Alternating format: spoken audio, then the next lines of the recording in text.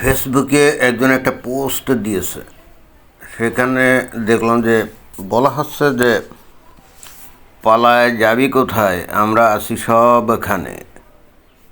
তো কে পালাচ্ছে? পালাচ্ছে হলো ওই যে ওই ছবি তো দেখা যাচ্ছে, শফিকুল ইসলাম ওই যে প্রধান উপদেষ্টার যে প্রেস সেক্রেটারি।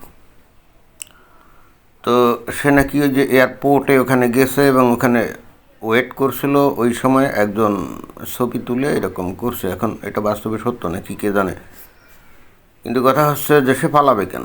ওই ইলেকশন যেদিন হয় সেদিন রাতে অথবা তার পরদিন তো সে নাকি পালায় চলে যাচ্ছিল।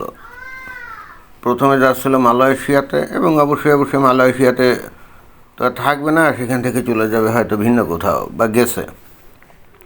এখন ঘটনা কি সত্য? যদি সত্য হয় তাহলে আমার প্রশ্ন হলো যে শফিকুল ইসলাম পালাবে কেন? বাংলাদেশে তো আর আওয়ামী লীগ ফিরেও আসে নাই, আওয়ামী লীগ জিতে ক্ষমতায়ও যায় নাই, গেছে তো বিএনপি। তো তাই যদি হয় তাহলে বিএনপির আমলে তার জীবন কি নিরাপদ না? এটা কোন ধরনের কথা? এই অন্তর্বর্তীকালীন সরকার, আমরা দৃশ্যত দেখেছি জামায়াত ইসলামকে সবচাইতে বেশি ফেভার করতো, এবং সেই হেতু আমরা নানাভাবে প্রেডিকশনও করতাম যে হয়তো জামায়াতই ক্ষমতায় যাচ্ছে। খালি যে জামাতকে সরকার ফেভার করতো তাই না, জনগণের মধ্যেও কিন্তু একটা ব্যাপক প্রচারণা ছিল। তো তার মধ্যে ফেসবুক, ইউটিউব সহ বিভিন্ন সোশ্যাল মিডিয়াতে সবচাইতে বেশি। তো এখন তো আমরা এটা দেখলাম যে কি পরিমাণ স্মার্ট এই জামায়াত ইসলাম। তারা শত না, হাজার কর্মী, এবং নিশ্চয়ই সেগুলো পেইড কর্মী, তাই না? মাগনা তো আর না, পেইড কর্মী। তারা রাত দিন 24 ঘন্টা এই যে সোশ্যাল মিডিয়াতে থাকতো এবং প্রচার করতো ওই জামাত ইসলামের পক্ষে, আর সারাক্ষণ গিবত গাইতো তার বিরুদ্ধ যে দল বিএনপির পক্ষে। আপনারা যদি গত 1 মাস লক্ষ্য করেন তাহলে দেখবেন যে ফেসবুকে এখানে জামাত ইসলাম ছাড়া অন্য কারো কোনো কথা নেই। জামাত ইসলামী কিন্তু একছত্র আধিপত্য বিস্তার করে তারা একতরফা প্রোপাগান্ডা চালাতো, এবং সেই প্রোপাগান্ডা দেখে যে কেউই কিন্তু এরকম সিদ্ধান্ত করতেই পারে। তবে এইগুলো করে তারা যে একেবারে ব্যর্থ তাও কিন্তু না। কারণ হচ্ছে কি, আমরা দেখেছি তারা বিপুল ভোট পেয়েছে, কিন্তু হয়তো ভোটের একেবারে ফলাফলের ক্ষেত্রে যে 2-3-4 হাজার ভোটের মার্জিনে তারা হেরে গেছে, কিন্তু তাদের ভোট তো আসলে বাড়ছে। এটা তো অর্থাৎ যারা নাকি এই সোশ্যাল মিডিয়াগুলাতে যারা নাকি এই রকমভাবে ব্যাপক ইনভেস্ট করছে, প্রচারণা করছে, তার ফল যে বাস্তবে ফলেনি তা তো না।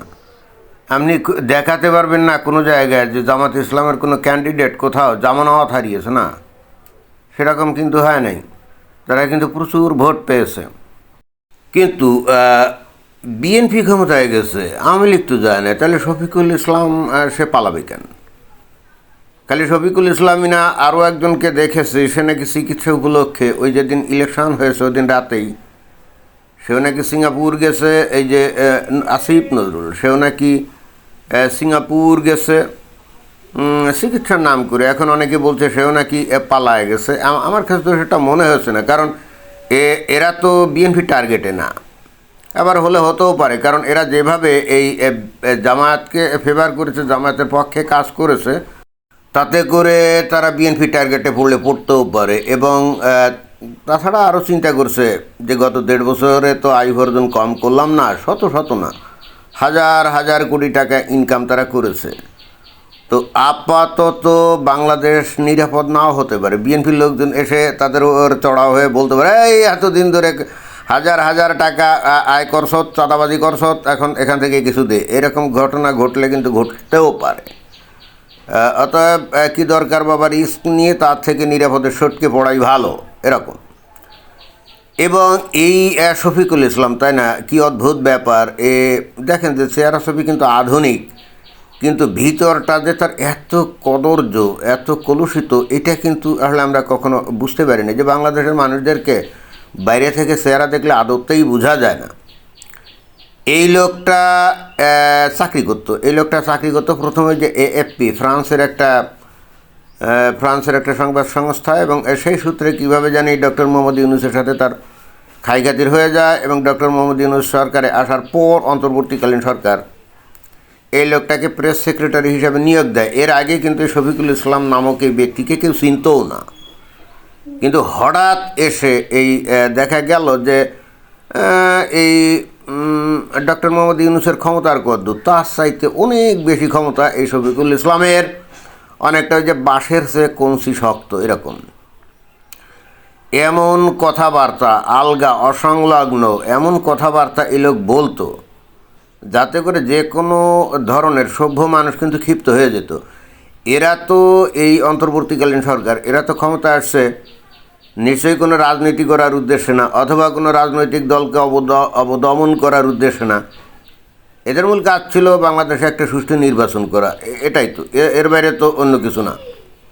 তাহলে এরা এসে একেবারে প্রকাশ্যে কোনো একটা নির্দিষ্ট দলের পক্ষে তারা সাফাই গাইতো, তাদেরকে প্রমোট করতো এবং অন্য দল নিয়ে বিষোদ্গার করতো, বিশেষ করে আওয়ামী লীগকে নিয়ে বিষোদ্গার করতো। শেখ হাসিনার নামে একটা ডাস্টবিন বানাইছিল ওই যে গত 21শে ফেব্রুয়ারি যে বইমেলা উপলক্ষে, এবং সেই ডাস্টবিন এর মধ্যে সে আবার কিছু জানি ময়লা ফেলাইছিল, এবং সেখান থেকে এই শফিকুল ইসলামের নাম হয়েছিল কিন্তু ডাস্টবিন শফিকুল। গত 1.5 বছর ধরে বীরের মতো চলাচল করলো বাংলাদেশে, তাই না? আমরা তো তাকে দেখে ভাবতাম যাক বাংলাদেশ একটা বীর পুরুষ পাইল, যে নাকি কঠিন হম্বিতম্বি দেয় এবং নানা রকম অসংলগ্ন কথাবার্তা বলে। আমরা ভাবছিলাম যে এই লোকের নেতৃত্বে হয়তো বাংলাদেশ সামনের দিকে এগিয়ে যাবে। কিন্তু এখন যদি এই কয়েকদিনের মধ্যে যদি এরকম লেজ গুটিয়ে পালিয়ে যায়, তাহলে এটা কেমন হলো?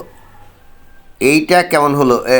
এটা তো মানে কী বলা যায়, মানে বাংলাদেশের মানুষের চরিত্রকে আরও বেশি ফুটিয়ে তোলা হলো না, যে যখন দুর্বল কাউরে পায় তখন তার উপরে একেবারে জেঁকে বসে, আর যখন একটু এদিক ওদিক সম্ভাবনা দেখে তখনই বিড়ালের মতো ভেগে যায়।